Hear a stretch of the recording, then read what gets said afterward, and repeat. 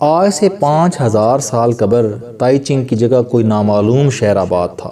وہ پتھر کا زمانہ تھا، لوگ غاروں میں رہتے تھے، پتھر کو پتھر سے رگڑ کر آگ جلاتے تھے، پتھروں کے ذریعے جانوروں کا شکار کرتے تھے، آوازوں کو لفظ سمجھتے تھے اور جسم پر جانوروں کی کھالیں اور پتے باندھتے تھے۔ دنیا میں زراعت شروع ہو چکی تھی، لیکن زمین سے رزق حاصل کرنے کی ٹیکنیک ابھی تک اس شہر تک نہیں پہنچی تھی۔ کیوں؟ ماہرین اس سوال کا جواب ابھی تک تلاش نہیں کر سکے۔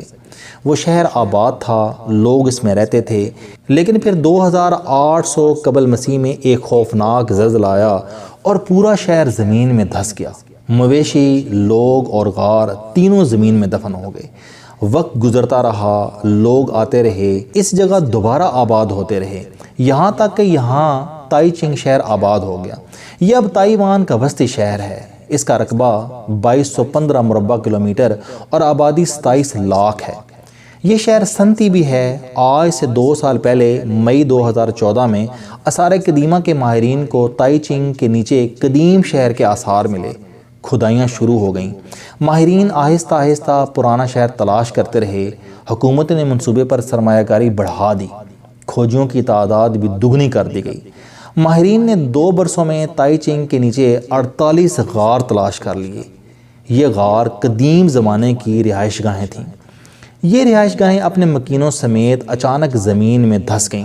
ماہرین کو اپریل میں ان غاروں سے 5000 سال پرانی لاش ملی۔ یہ کسی خاتون کی لاش تھی۔ لاش کو چونے کے پتھر نے ڈھانپ کر رکھا تھا۔ لاش کے اوپر سے دھول اتارے گئی تو لوگوں کے لیے آنسو ضبط کرنا مشکل ہو گیا۔ وہ لوگ آنسوؤں پر ٹشو پیپر رکھ کر غار سے باہر آ گئے۔ لاش کی تصویر کھینچی گئی۔ یہ تصویر سوشل میڈیا کے ذریعے دنیا تک پہنچی اور اس نے پوری دنیا کو حیران کر دیا۔ دنیا کے جس شخص نے بھی یہ تصویر دیکھی وہ اپنے آنسو ضبط نہ کر سکا۔ اس تصویر میں کیا ہے جس کی وجہ سے آنسو روکنا مشکل ہے؟ یہ تصویر بنیادی طور پر بچے کے ساتھ ماں کی محبت کا قدیم ترین ثبوت ہے۔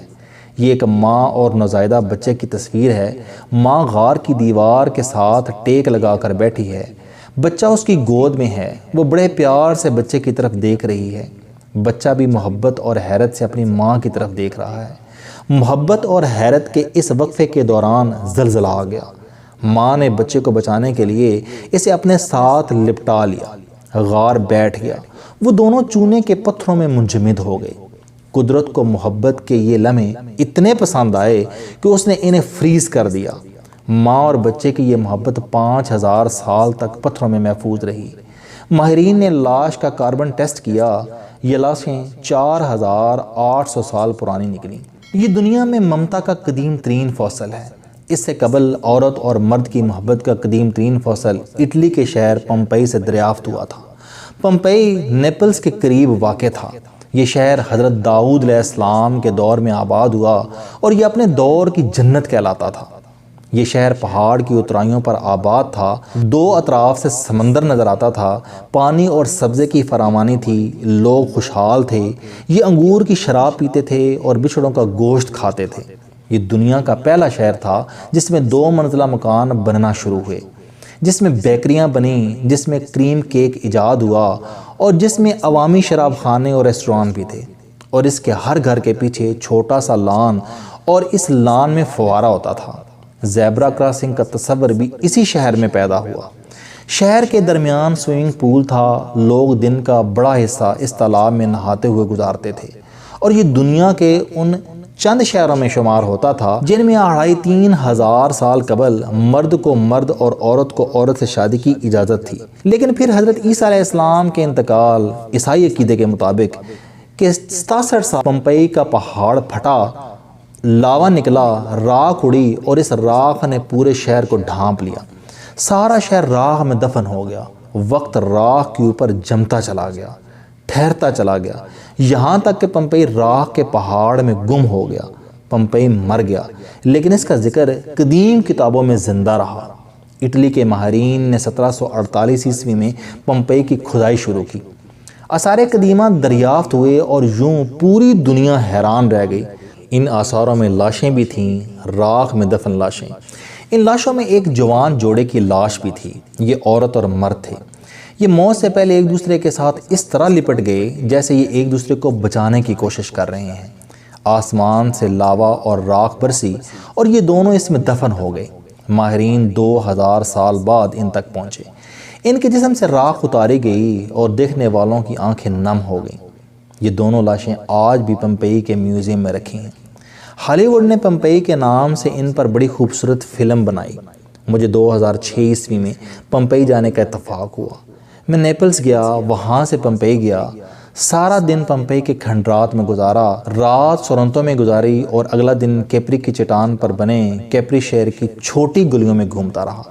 مجھے پمپئی سے آیا ہوئے 10 سال ہو چکے ہیں، لیکن 2 انسانوں کا وہ حقیقی مجسمہ، پمپئی کی گلیاں اور ان گلیوں کے 2 منزلہ مکان آج بھی میری یادداشت کی دیواروں سے چپکے ہوئے ہیں۔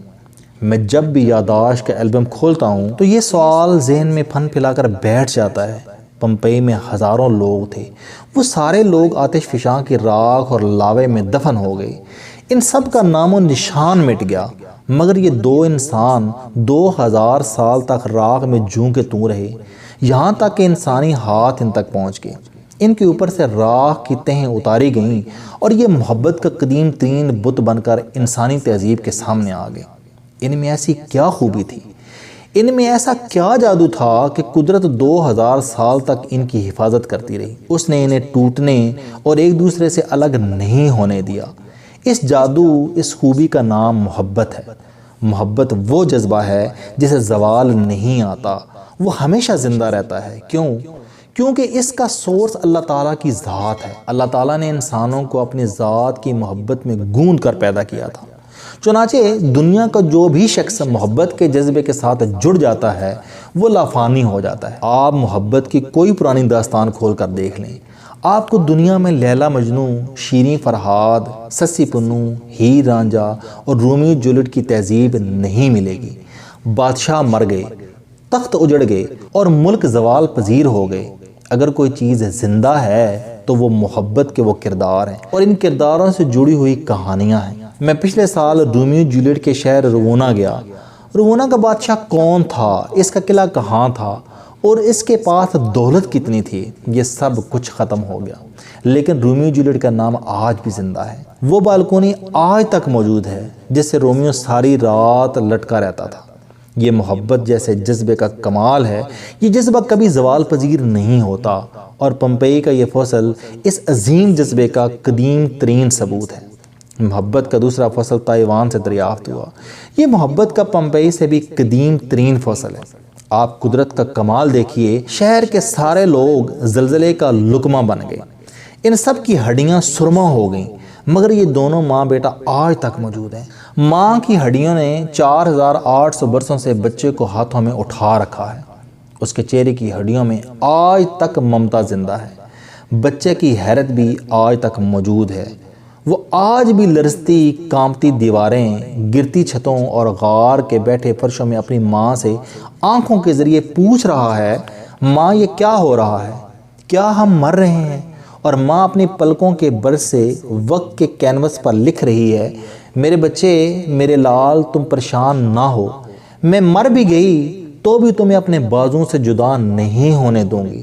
اور ماں نے صرف یہ کہا نہیں بلکہ ثابت بھی کیا۔ وہ 4800 سال اپنے بچے کو بازو میں چھپا کر بیٹھی رہی، یہاں تک کہ دنیا تک پہنچ گئی۔ میری خواہش ہے کہ یہ تصویر دنیا کی ہر ماں کے سرہانے ہونی چاہیے، اور اسے صبح و شام کم از کم 2 بار یہ تصویر ضرور دیکھنی چاہیے۔ کیونکہ ہو سکتا ہے کہ یہ تصویر دنیا کی ان تمام ماؤں کو طاقت دے جو کوئٹہ کی اس ماں کی طرح اپنی 4 بچیوں کو پانی کی ٹینکی میں ڈبو کر مارنا چاہتی ہیں، جس نے 2 دن قبل یہ حرکت کر کے دنیا بھر کی ماؤں کو رلا دیا۔ یہ تصویر ان ظالم ماؤں کو یہ پیغام دے گی کہ بچوں کو قتل کرنے والی عورتیں صرف عورتیں ہوتی ہیں، یہ مائیں نہیں ہوتی۔ ماں وہ ہستی ہے جو 4800 سال بعد بھی بچے کو اپنے بازوؤں سے نہیں نکلنے دیتی۔ زلزلے آئیں، سیلاب آئیں، طوفان آئیں یا پھر وقت لہر بن کر اوپر سے گزرتا رہے، مگر یہ ماں کے بازوؤں سے بچے کو جدا نہیں کر سکتا۔ یہ سارے عذاب ماں کے جذبے، ماں کی محبت سے جیت نہیں سکتے۔ یہ تصویر ثابت کرتی ہے کہ ماں کی محبت عورت اور مرد کی محبت سے بھی کئی گنا طاقتور ہے۔ یہ پمپئی کے عاشقوں کو 2800 سال پیچھے چھوڑ جاتی ہے۔ السلام علیکم دوستو، علم دوستی چینل بنانے کا مقصد موٹیویشنل اور زندگی بدل دینے والی کہانیاں آپ تک پہنچانا ہے۔ مجھے خوشی ہے کہ آپ کو یہ ویڈیوز بہت پسند آ رہی ہیں۔ کوئی بھی شخص جو مایوسیوں میں گھرا ہو، یا کوئی بھی طالب علم جو اپنی زندگی مثبت انداز سے گزارنا چاہتا ہے، اس کے لیے یہ چینل علم دوستی لائف چینجنگ ثابت ہوگا۔ میرا دعویٰ ہے کہ کوئی بھی شخص اگر اس چینل کی ویڈیوز دیکھ اور سن لے گا تو اس کی زندگی بدل جائے گی۔ اگر آپ کو یہ چینل پسند آئے تو اسے سبسکرائب کرنا نہ بھولیں تاکہ ہر نئی آنے والی ویڈیو آپ تک پہنچ سکے۔ اس ویڈیو کو دوسروں تک ضرور پہنچائیں کیونکہ یہ صدقہ جاریہ ہے۔ آپ کا بہت شکریہ۔